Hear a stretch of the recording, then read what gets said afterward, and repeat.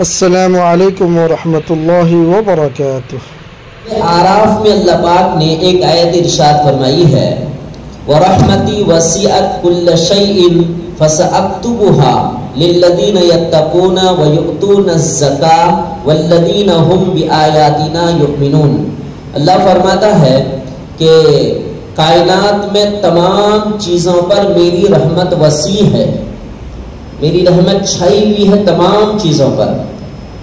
کل شیء، تمام چیزوں پر میری رحمت چھائی ہوئی ہے۔ ان تمام چیزوں پر سے مراد انسان بھی، جنات بھی، چرندے، پرندے، درندے، سانپ، بچھو، کیڑے مکوڑے، مچھلیاں، جتنی بھی چیزیں، گائے، بیل، بھینس، جتنی بھی کائنات کے اندر مخلوقات ہیں، سب کے اوپر اللہ کی رحمت ہے اور سب رب کی رحمت کے سائے میں ہی موجود ہے۔ مگر اللہ فرماتا ہے فَسَأَكْتُبُهَا، مگر میں نے اس رحمت کو خاص کیا ہے 3 لوگوں کے لیے۔ نمبر 1 لِلَّذِينَ يَتَّقُونَ، جو لوگ تقوی اختیار کرتے ہیں ان کے طرف خصوصی توجہ رہتی ہے رحمت کے ساتھ، جو لوگ تقوی اختیار کرتے ہیں۔ اب تقوی پھر ایک الگ عنوان ہے کہ تقوی کہتے کس کو ہے۔ تقوی کا صاف یا چھوٹا سا مجموعی طور پر ہم ترجمہ یا تفسیر کریں، اس کا مطلب یہ ہے کہ اپنی پوری زندگی اللہ رسول کی مرضی کے مطابق گزارنا، اس کو کہتے ہیں تقوی۔ اب اس کا مخالف کیا ہوا؟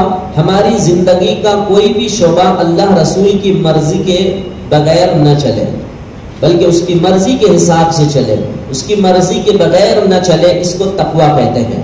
تو جو تقوی اختیار کرتا ہے، قدم قدم پر اپنی زندگی کے ہر عمل کو صحیح اور درست کرنے کی کوشش کرتا ہے، اللہ کی طرف سے ان عام رحمتوں میں سے خصوصی رحمت اس بندے کی طرف ہو جاتی ہے۔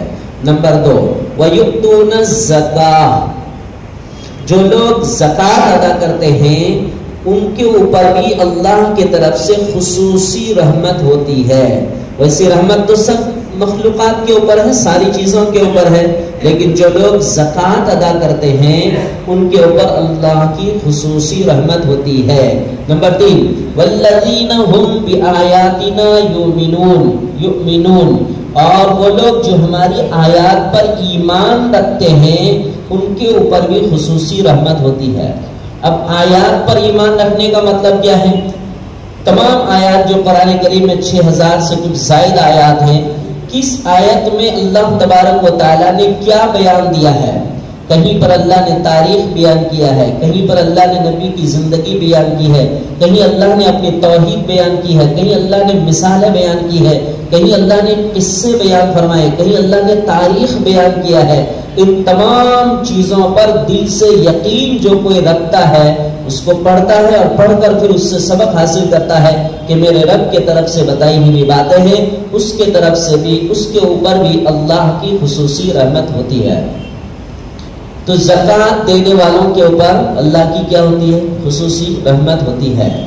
قرآن کریم کی ایک آیت ہے سورہ توبہ کی آیت نمبر 34 اور آیت نمبر 35، اللہ فرماتا ہے وَلِلَّذِينَ يَكْنِزُونَ الذَّهَبَ وَالْفِضَّةَ وَلَا يُنْفِقُونَهَا فِي سَبِيلِ اللَّهِ فَبَشِّرْهُم بِعَذَابٍ أَلِيمٍ، وہ لوگ جو سونا اور چاندی کو جمع کر کے رکھتے ہیں، یہ اللہ تبارک و تعالیٰ نے ایک مال بیان کیا، اس کے علاوہ کیش ہے، مال تجارت ہے، جو کچھ بھی ہے آدمی کے پاس دولت کی شکل میں، اور اس کو خرچ نہیں کرتے ہیں اللہ کی راہ میں۔ اب اللہ کی راہ میں خرچ کرنے کی شکلیں الگ الگ ہیں۔ آدمی کبھی صدقات نافلہ کر دیا، آدمی کبھی ہدیہ کر دیا، آدمی کبھی وصیت کر دیا، آدمی کبھی وقف کر دیا، آدمی کبھی کیا کہتے ہیں اللہ کے راستے میں یوں ہی نکال دیا، اور کبھی زکوٰۃ نکالا حساب کر کے۔ یہ ساری چیزیں ہوتی ہیں فی سبیل اللہ خرچ کرنے کی، مگر مفسرین کرام فرماتے ہیں کوئی اگر صدقہ نہیں کیا تو اس کا کوئی گناہ نہیں، پکڑ نہیں، اگر وقف نہیں کیا تو کوئی گناہ نہیں، پکڑ نہیں، ہدیہ نہیں کیا تو کوئی گناہ نہیں، کوئی پکڑ نہیں، فی سبیل اللہ یوں ہی دان نہیں کر دیا تو کوئی پکڑ نہیں، لیکن جو مال اس کے پاس موجود ہے اگر اس کی زکوٰۃ اس نے نہیں نکالی ہے تو اس کی پکڑ ہے، اس کا حساب ہے، اس کا نہ دینے پر عذاب ہے باضابطہ۔ تو مفسرین فرماتے ہیں کہ آیت کریمہ میں انفاق فی سبیل اللہ سے یہاں زکوٰۃ مراد لیں۔ اب مطلب یہ ہوگا جو لوگ سونا چاندی مال دولت کسی بھی شکل میں جمع کر کے رکھتے ہیں اور راہ خدا میں اس کی زکات نہیں نکالتے ہیں فبشرہم بعذاب علیم، نبی جی ان کو دردناک عذاب کی خوشخبری سنا دیجیے۔ یہ ترجمہ ہے آیت کا، دردناک عذاب کی خوشخبری۔ خوش منا اچھا، یہ فارسی کا لفظ ہے۔ خوشخبری کس کو کہتے ہیں ہم لوگ؟ کوئی اچھی خبر کو خوشخبری کہتے ہیں۔ جی آپ کے لیے بہت بڑی خوشخبری ہے ماشاءاللہ، کوئی اچھی خبر ہو۔ یہاں تو دردناک عذاب ہے اور کیا کہا جا رہا ہے؟ خوشخبری۔ یہ خوشخبری تو ہے، یہ تو بدخبری ہے کہ بھئی دردناک عذاب ہے، یہ خوشخبری ہے۔ مفسرین کرام نے لکھا ہے دنیا میں انہوں نے اللہ کے احکام کا مذاق اڑایا ہے، آخرت میں اللہ بھی ان کا مذاق اڑائے گا۔ چوٹ لگتی ہے اچانک کسی کو اور آدمی ٹھیک ٹھاک نہ ہو تو کیا کہتے ہیں؟ مزہ چکھ لیا، حالانکہ مزہ نہیں چکھا، اس نے تکلیف چکی ہے۔ ایسے ہی قیامت کے دن اللہ تبارک و تعالیٰ ان کو دردناک عذاب دے گا۔ نبی جی کہہ دیجئے، یہ بڑا توجہ نہیں دیتے ہیں یہ ہمارے احکام کے طرف، ان کو خوشخبری سنا دیجئے ذرا، مزے چکھیں گے آخرت میں، کس کے؟ عذاب کے مزے چکھیں گے۔ آگے اللہ فرماتا ہے یوم یحما علیہا فی نار جہنم، جس مال کی زکات نہ نکالا بندہ، اس مال کو آخرت میں جہنم کی آگ میں گرم کیا جائے گا، اس کو تپایا جائے گا، گرم کر کے پھر جب اس کا ڈلی تیار ہو جائے گی تو پھر فتقوا بہا جباہہم وجنوبہم وظہورہم، تو اس کے ذریعے سے اس کے جسم کے 3 حصوں پر داغ لگائے جائیں گے۔ نمبر 1 اس گرم اس کے پیشانی پر داغ لگائے جائیں گے، نمبر 2 اس کے کوہ پر بغل میں اس کے داغ لگائے جائیں گے، نمبر 3 پیچھے سے چٹاچٹ اس کے اوپر داغ لگائے جائیں گے۔ یہ قرآن ہے، جو کوئی اس سے غفلت کرے گا یہ سزا آخرت میں پائے گا یقینی طور پر۔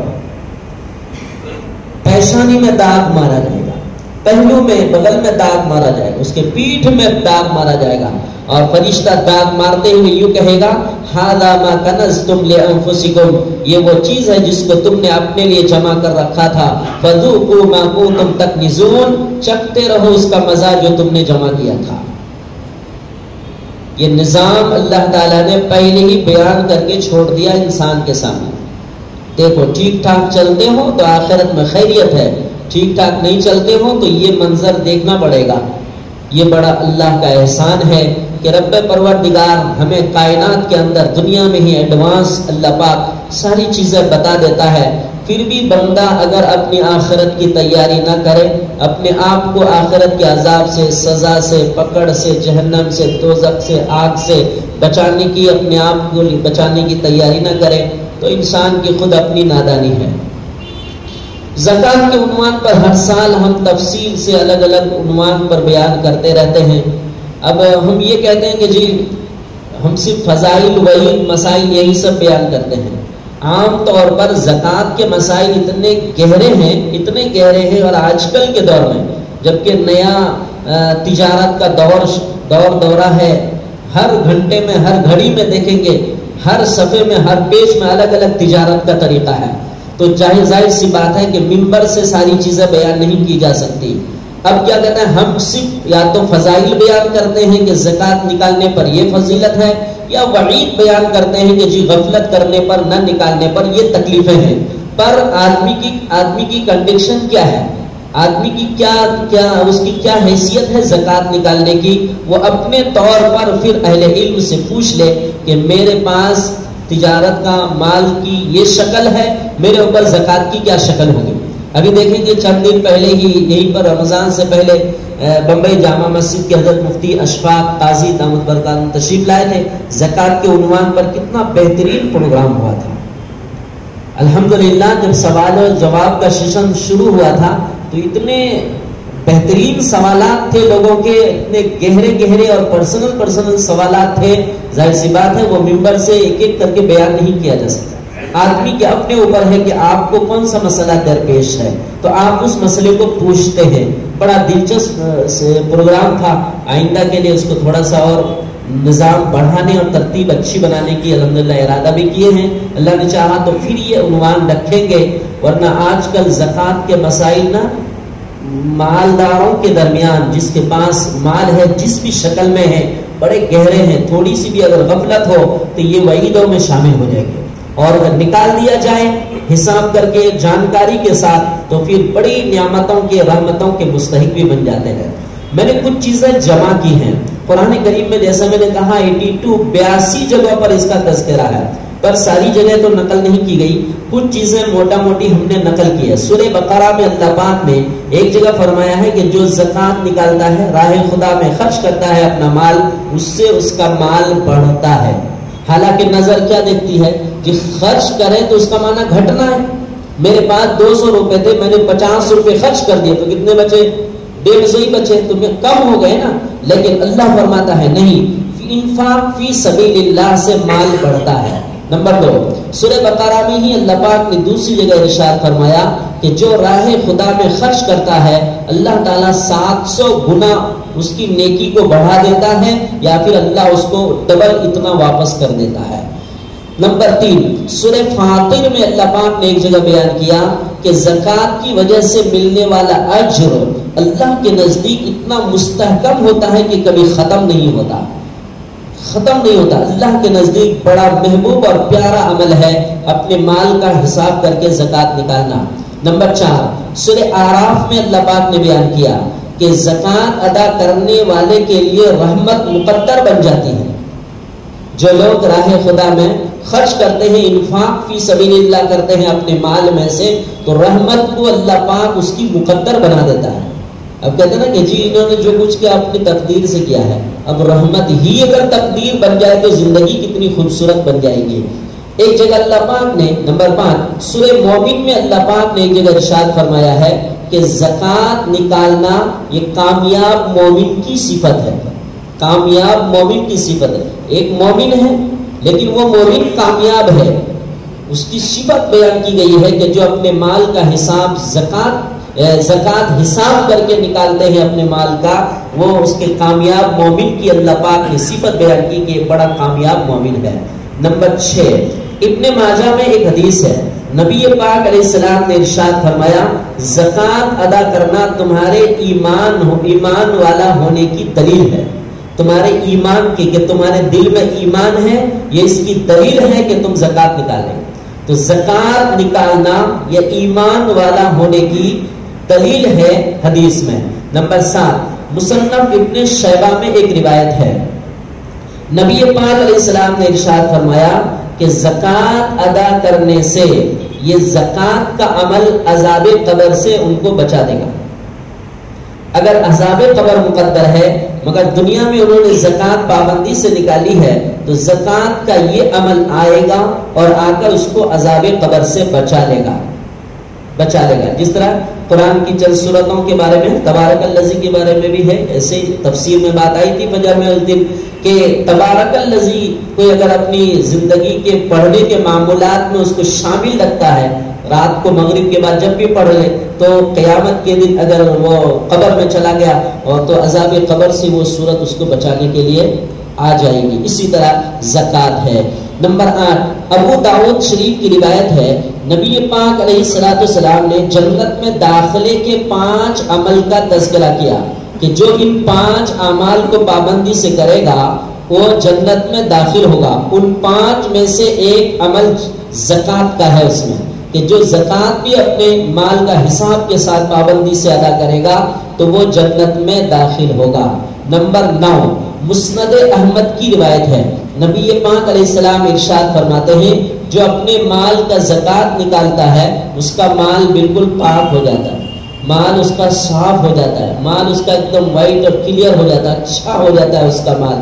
پھر اس مال کے کھانے سے روحانیت بڑھتی ہے، عبادت میں مزہ آتا ہے، دعائیں قبول ہوتی ہیں، اولاد فرما بردار بنتی ہیں، حلال مال پاکیزہ اور صاف ستھرا مال ہو جاتا ہے۔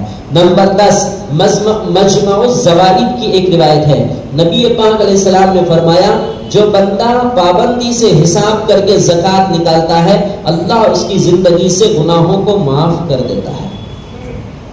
دیکھیے سب روایات اور احادیث ہیں، یہ سب آیات اور احادیث ہیں۔ نبی پاک علیہ السلام فرماتے ہیں زکوٰۃ نکالتا ہے تو اللہ گناہ معاف کر دیتا ہے۔ نمبر 11، شعب الایمان کی ایک روایت ہے، نبی پاک علیہ السلام نے فرمایا جو شخص اپنے مال کی زکات نکالتا ہے تو زکات نکال دینے کے بعد بقیہ مال اللہ کی حفاظت میں آ جاتا ہے. کیا نظام ہے اللہ کا.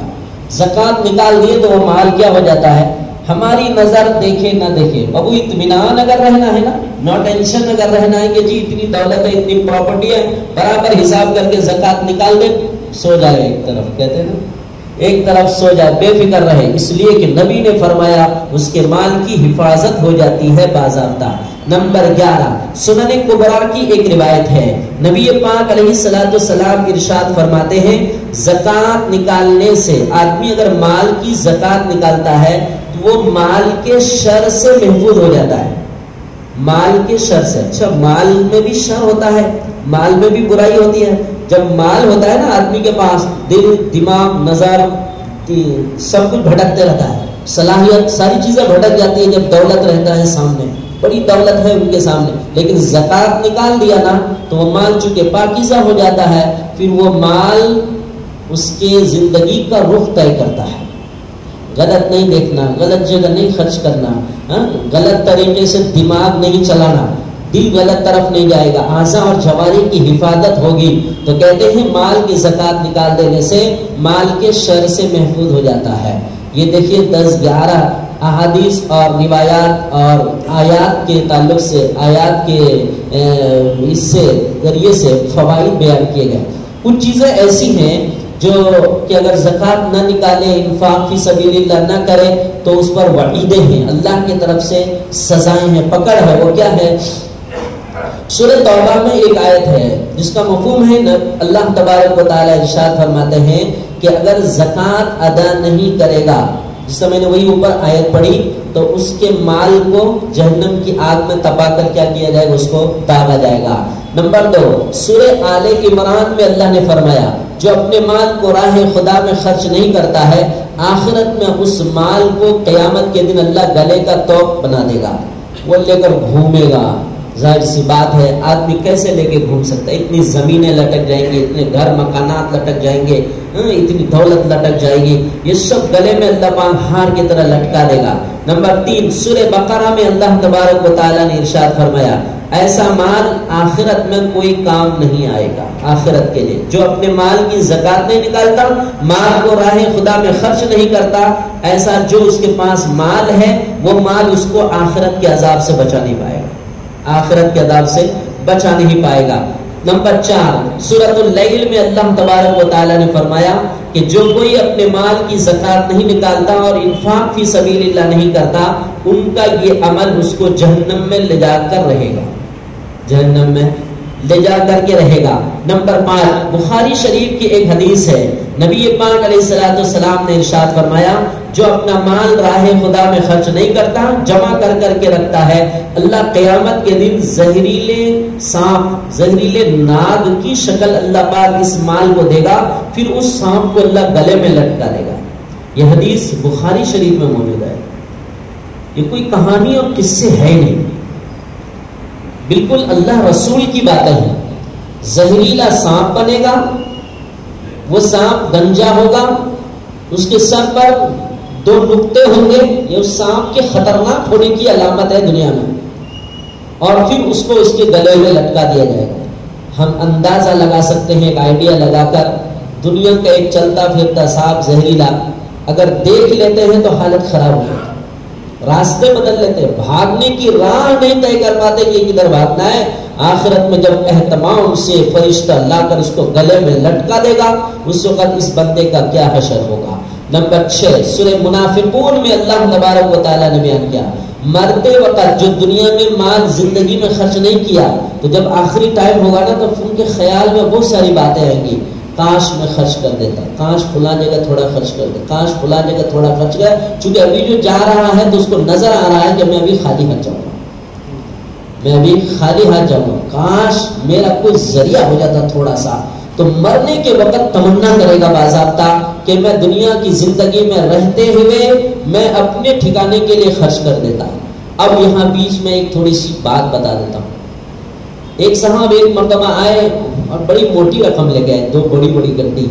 ایک جگہ وہ مسجد بنانے کا تقاضا تھا, ان کے کان میں بات پہنچی تھی تو مجھے ہی دی, اللہ خیر کرے, وہ لائے اور لا کر کہنے لگے یہ پیسے ہیں. میں نے کہا جزاک اللہ خیر, آپ کو بات یاد تھی؟ کہنے لگا ہاں یاد تھی.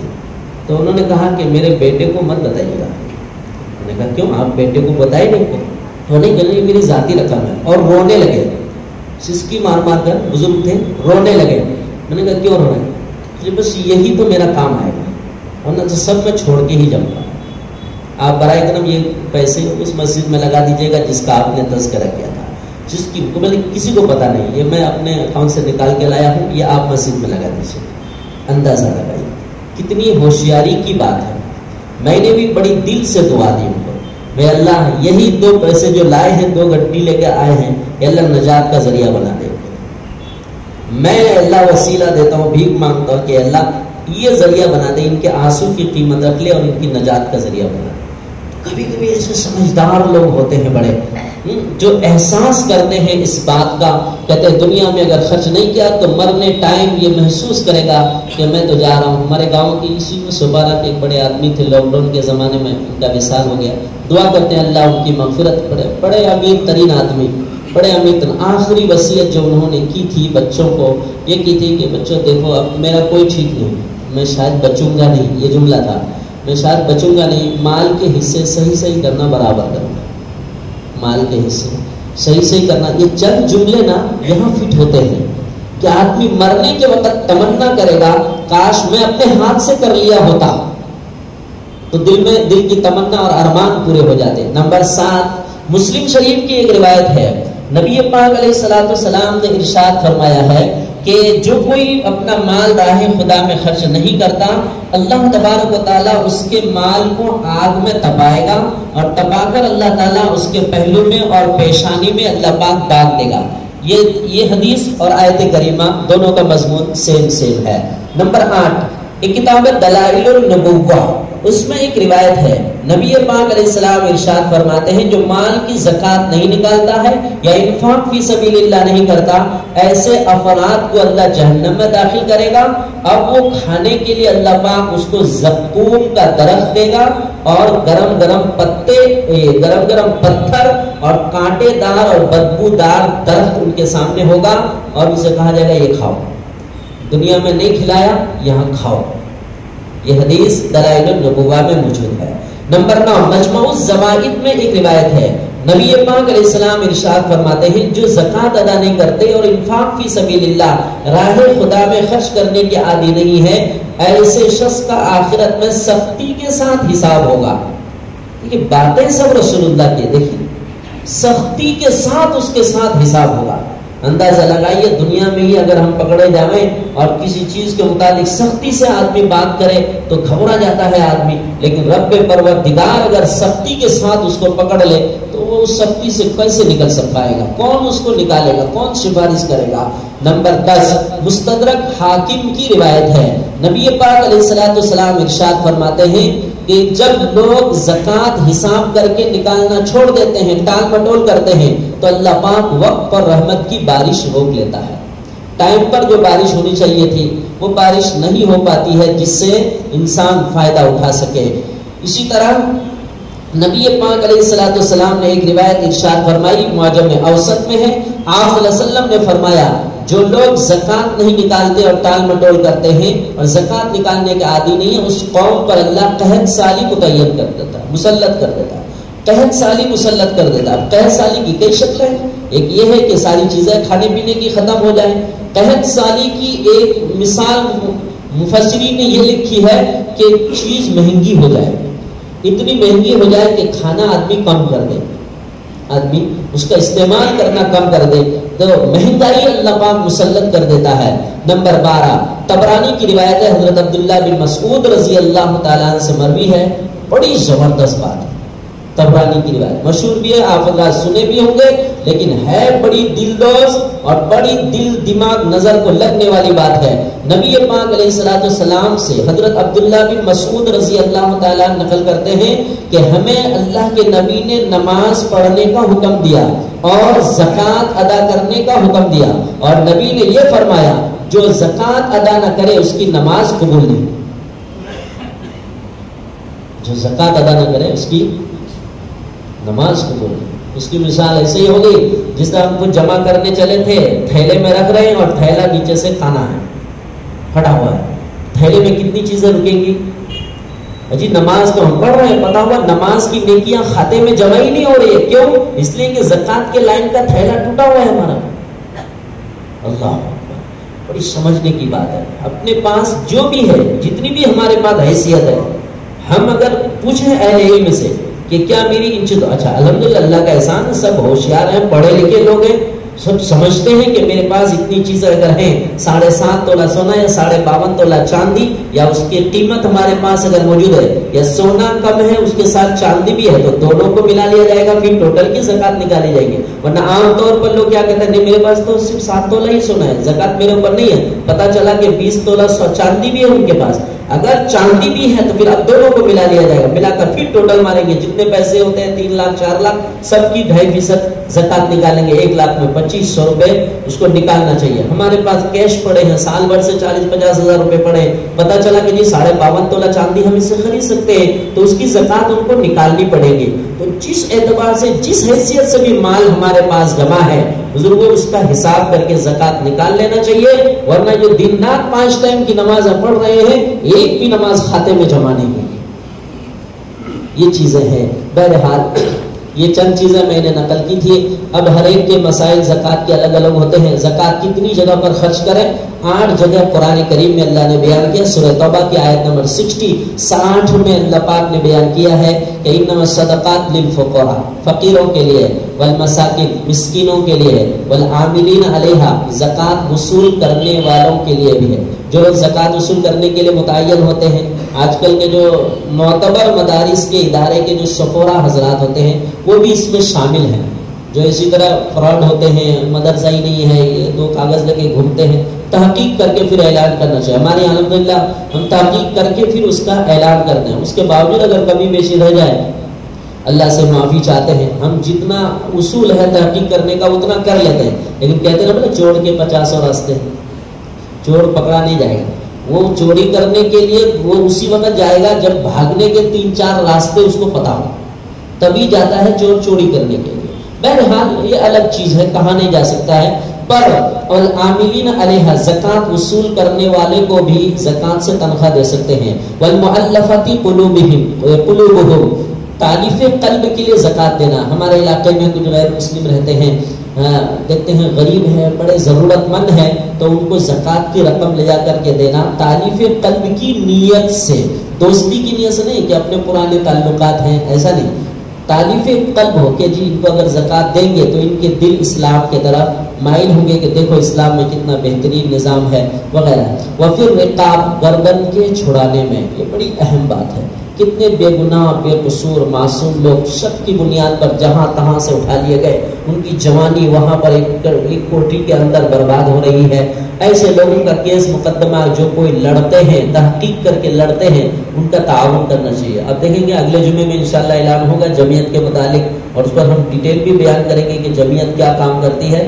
جمعیت کیس کی پہلے پوری تحقیق کرتی ہے کہ یہ بندہ جو اٹھایا گیا ہے، اگر جرائم کرائم کی بنیاد پر اٹھایا گیا ہے تو اس کا مقدمہ نہیں لڑتے، دو ان کو سزا دو، لیکن پتہ چلا کہ یہ شک کی بنیاد پر اٹھایا گیا، الزام لگائے جانے کی بنیاد پر اٹھایا گیا، فلاں موقع پر فساد ہوا تھا تو 80 بچے ایک ساتھ اٹھا لیے گئے، ان کے اوپر کوئی متعین مقدمہ نہیں ہے، بس یوں ہی فلاں موقع کے فساد کے ایسے لوگوں کی جمعیت یہ کرتی ہے، باضابطہ مقدمہ لڑ کر پھر ان کو باہر لاتی ہے۔ اس کو کہتے ہیں وفر رقاب، گردن کے چھڑانے میں زکوٰۃ کا استعمال۔ والغارمین، کوئی اگر مقروض ہو، اتنا قرض میں ڈوب گیا ہے کہ بالکل ایک دم بے حال ہو چکا ہے، اس کی قرض کی ادائیگی کے لیے زکوٰۃ کی رقم دینا۔ وفی سبیل اللہ، راہ خدا میں جنگ کرنے کے لیے انتظام کرنا۔ وابن السبیل، اس کی کئی تفسیر ہے، راستے کا بیٹا، ابن من بیٹا، سبیل من راستہ، راستے کے بیٹے سے مراد یا تو مسافر بھی ہو سکتا ہے، اپنے گاؤں میں اپنے مقام پر بڑا مالدار آیا، کہیں پر سامان چھوٹ گیا، پیسے گم ہو گئے، کیا ہو گیا،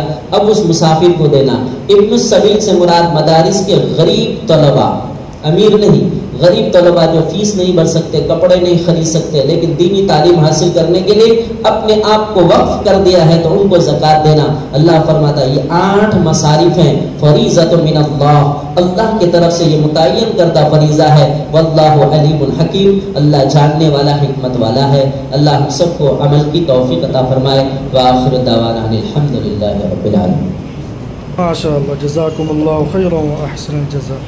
مفتی صاحب کی بہترین اور شاندار تقریر۔